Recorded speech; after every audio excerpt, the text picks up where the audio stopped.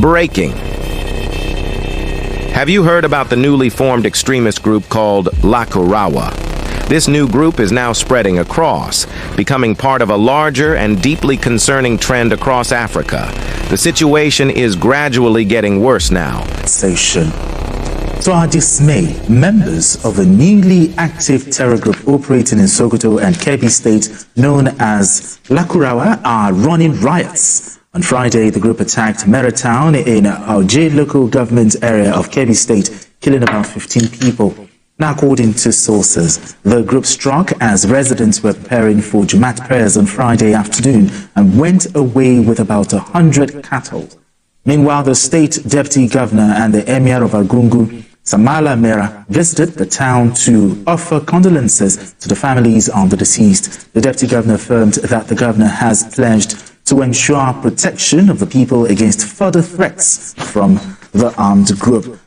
Do you know what's surprising?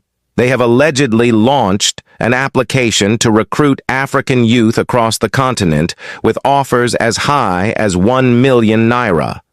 Impeccable sources told Zagazola Makama that this group, allegedly composed of individuals from Mali, Chad, Libya, Niger, and Burkina Faso. Welcome back. Concerns have been raised about and around this new terrorist organization, Lakurawa, in the northern part of the country, especially the northwest region. And there's been loads of movement in terms of the military hierarchy.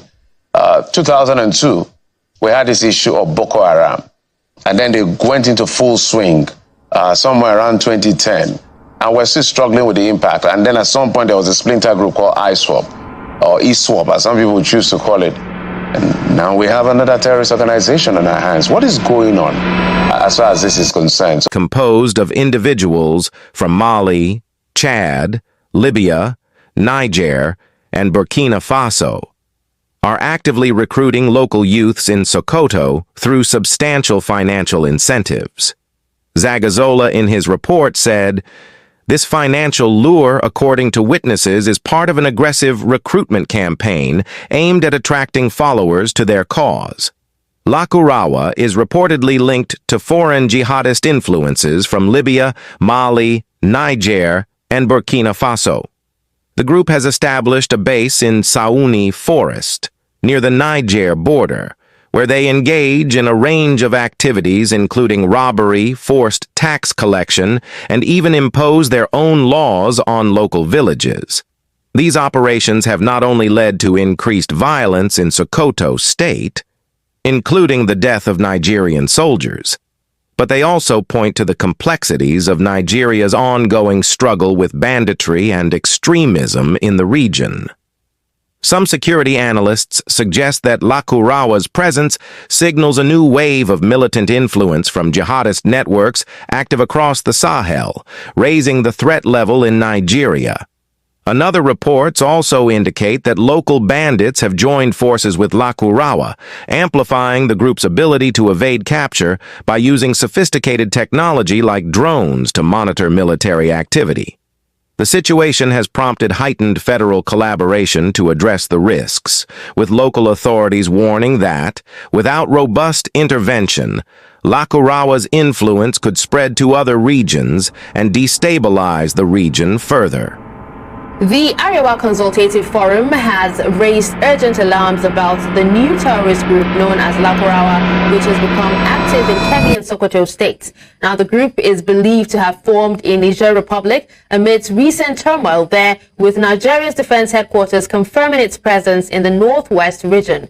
The ACF has called for immediate, decisive action to prevent Lakurawa from establishing a foothold, warning against the delayed response as experienced with previous insurgencies.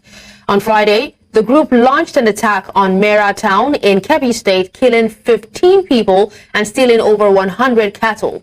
The ACF urged security agencies to strengthen intelligence efforts and collaborate with community leaders in counter-terrorism measures. They also stressed the need to revitalize cross-border task forces to secure the region effectively. You may ask, who is behind this? Who is sponsoring and destabilizing every African nation? There is a report about an area where women were attacked, with some being severely injured. Reports suggest that these armed groups are targeting communities, leading to numerous casualties. Additionally, some militants allegedly detained 2 women. A further report mentions that these armed groups have been active in other localities, launching attacks on communities, and there have been skirmishes between them and residents who attempted to defend themselves. It's believed that the violence left at least 10 people were unalive following an intense confrontation with the militants in the region.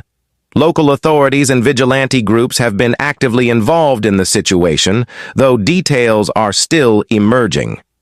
Experts are calling for intensified counter-terrorism efforts and a comprehensive strategy to address both local grievances and the broader international jihadist influences that enable groups like Lakurawa to flourish. The rise of this group, alongside established terror threats in Nigeria, could lead to escalated violence unless a more cohesive security strategy is implemented. Just imagine this. Young men in Sokoto are being handed a life-altering choice. 1 million naira in exchange for loyalty to a cause that promises power and purpose. But at what cost? They're not just joining a local gang. They're signing up for a larger, more sinister network that's infiltrating borders and exploiting the cracks in Africa's security structures. I can tell you this isn't just about Sokoto or even Nigeria. This is allegedly a plot stretching from Mali to Mozambique, fueled by a blend of desperation, ideology, and promises of something bigger. It's important to ask again, who are these people pulling the strings? It's chilling to think. These aren't just foreign mercenaries. They're well-versed operatives who know how to manipulate vulnerable communities. Lakurawa operates are not just spreading terror. They're taking control, setting up local governments of their own, expelling bandits, and imposing their twisted version of order. To some, they might seem like a solution to the bandit problem, but behind the scenes, they're laying the groundwork for a much darker reality. As viewers, you might wonder, why should this matter to me? Well, Lakurawa is just one example of a domino effect in Africa's security crisis. In Burkina Faso, we've seen similar patterns, where extremist groups like Jamaat Nasser continue to exploit regional instability. Even in Mali, the government struggles against a complex array of jihadist factions operating with little fear of reprisal. The alarming spread of these groups signals a cross-border crisis that, if left unchecked, could destabilize not just Nigeria, but the entire West African region. Think about the strategy. These groups don't need tanks or jets. They use ideology, poverty, and economic despair as weapons. They know their audience, disenfranchised youth with little hope for the future. The promise of financial gain and belonging is often all it takes. But this isn't just a story about recruitment. It's a story of future crises waiting to erupt. Lakurawa hasn't yet launched any major attacks, but what happens if they do? What happens when this network extends beyond the villages of Sokoto to more populous urban areas? Security analysts warn that Lakurawa's influence could transform the socio-political landscape of the entire Sahel. But here's the twist. The issue isn't just about military intervention. Experts argue that to stop groups like Lakurawa, we need something more. Hope, education, jobs, things these communities desperately need but often lack. Without a real solution to the root causes, these groups will continue to grow, evolve, and exploit every crack in the system. It's clear that Nigeria and its neighbors need more than just force.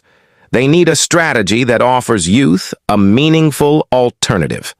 The question remains, will African leaders act in time, or will they allow groups like Lakurawa to shape the continent's future?